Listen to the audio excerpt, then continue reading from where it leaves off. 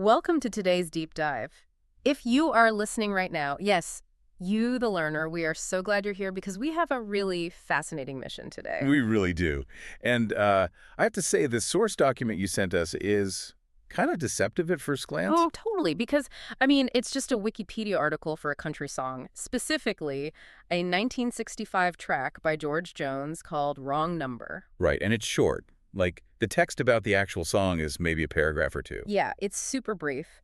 But, and this is the crazy part, it opens this massive, sprawling window into, well, into a decades-long career. It really is like a table of contents for an entire life. Exactly. So I want you to imagine something for a second. Imagine you have exactly 2 minutes and 35 seconds to tell a complete, heartbreaking story. 2 minutes and 35 seconds. That's barely any time at all. Right. It's like the time it takes to brush your teeth. But you have to establish the characters, the tension, and the tragic resolution in just that tiny window. And that's exactly what we're going to look at. We'll explore how this short little song perfectly captures the mechanics of human despair. Yeah.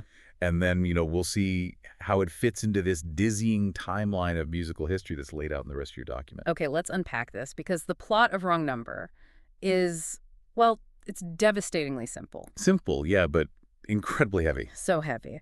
So there's this man, right, and he's just filled with absolute despair. So he picks up the telephone and he calls his former lover. Just to hear her voice. Just to hear her voice. That's the only reason. But here is the catch. When she actually answers the phone, he doesn't say a single word. He dares not speak. That's like the ultimate psychological tension right there. Oh, absolutely. And the article gives us a specific quote from the lyrics to show just how intense this is. It says, "I bite my lip till the blood runs free and keep the words, 'I love you,' hidden deep, deep inside of me." Oh, wow. So he's literally injuring himself. Yes, he is biting his lip until it bleeds just to physically stop himself from talking. What's fascinating here is the sheer force of that internal conflict. I mean, the desire to speak is so strong that he has to use physical pain to override it. Right. And reading this, it really got me thinking about how we interact today. Because if you're listening, think about a modern equivalent to this. Like a digital version of that exact feeling. Exactly. It's like typing out this massive emotional text message to an ex and then just deleting the whole thing without sending it. Oh, yeah. Or calling someone when you know they're at work, just so you get their voicemail. Yes. You just want to hear their greeting. And the second you hear them say, leave a message, you just hang up. You panic and hang up before the beep. Right, because you want that emotional proximity, but without the actual vulnerability. Exactly. You want the comfort of their voice, but you are totally terrified of a real two-way conversation. That is exactly what is happening in 1965 over a landline. But we have to flip to perspective, right? Yeah. Because the text outlines the woman's side of this event, too. Oh, right, yeah. Her side is so brutal. It really is. So she picks up the phone, and she hears silence. And she just assumes it's a wrong number, and she hangs up. She has absolutely no idea what he's going through on the other end of the line. None. And that asymmetry is the real tragedy here. The emotional weight of the song hinges entirely on this misunderstanding caused by silence. Because his silence is, like, everything to him. Right, but to her, it's just a technical glitch. It's an annoyance. That is just such a sharp reality to capture in 2.5 minutes. Now, moving on from the lyrics, the way this song was actually released into the world is just as interesting. The commercial reality of it, yeah. The metadata usually hides the best secrets. Right. So here's where it gets really interesting. The article lays out these facts. It was released in April 1965 on the United Artists label. Okay. It was produced by Pappy Daly and co-written by George Jones and Dickie Overby. And it was pulled from an album called George Jones Sings More New Favorites. And it had a B-side, right? Yeah, the B-side was a track called The Old, Old House. But wait, I actually have to stop here and push back on the text for a second. Uh-oh. What did you find? Well, I noticed a discrepancy. The very first line of the article explicitly calls it a 1965 song, and the info box says it was released in April 1965. Right.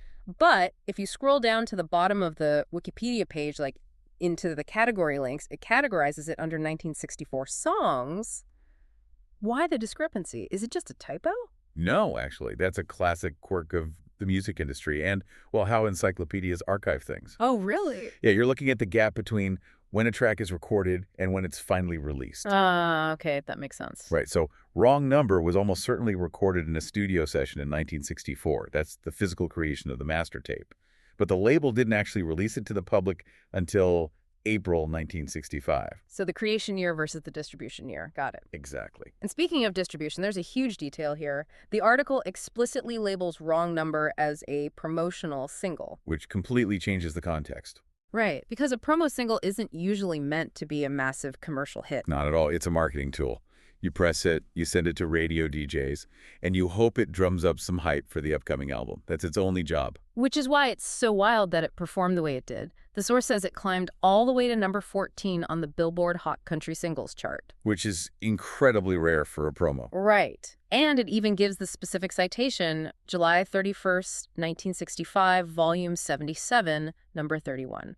So this little radio advertisement had enough organic resonance to become a legitimate hit. It just proves that the core narrative struck a real nerve with people. Yeah. That story of a silent phone call was just too powerful to stay a mere marketing tool. Yeah, the emotional truth of it just outgrew its purpose. So if we connect this to the bigger picture, the document doesn't just stop at this one song. Oh, not even close. The rest of the page is just this massive, sprawling list of his discography. Decades and decades of output. It's staggering. It really contextualizes Wrong Number. It stops being just an isolated sad song and becomes an early puzzle piece in a lifelong catalog. Let's actually look at these lists because the progression is wild. If we start in the 1950s section, the titles are, well, they're rowdy. Very rowdy. What do we got? We've got Why Baby Why, White Lightning, I'm Ragged, but I'm Rad. Right, so that's that post-war high-energy honky-tonk era. It's music for loud jukeboxes and crowded bars. You need aggressive rhythm just to cut through the noise. Totally. But then you move into the 1960s list, which is where Wrong Number lives, and the tone shifts entirely. It gets much more introspective. Yeah, you see titles like She Thinks I Still Care and The Race is On. She Thinks I Still Care is such a perfect companion to Wrong Number, actually. Oh, how so? Because they're both about a man who's either lying to himself or completely unable to express his true reality. He's exploring human flaws now, not just barroom antics. That is so true. And man, as we get into the 1970s and 1980s, the heartbreak just becomes relentless. The titles alone tell a whole story. Seriously. A good year for the roses. And if drinking don't kill me, her memory will.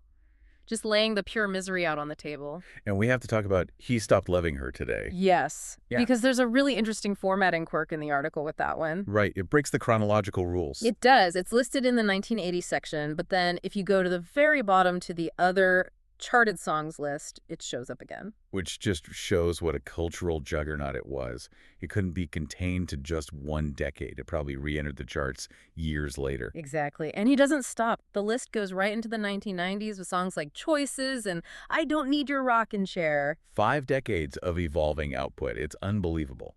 And it wasn't just him alone in a booth either. The article dedicates huge sections to his collaborations. Which is such a crucial way to maintain relevance across eras. It really is. The list of partners is like a map of music history. You've got Melba Montgomery, Gene Pitney, Johnny Paycheck, Merle Haggard. Merle Haggard, yeah, and Ray Charles, which shows incredible cross-genre appeal. And then later on, people like Randy Travis and Patti Loveless. It's like a passing of the torch. And my absolute favorite detail there is literally a Y2K version of A Country Boy Can Survive. No way. Yes, it features Chad Brock, George Jones, and Hank Williams Jr., a Y2K version. That is amazing. To go from 1950s jukebox hits to a Y2K anxiety anthem. Right.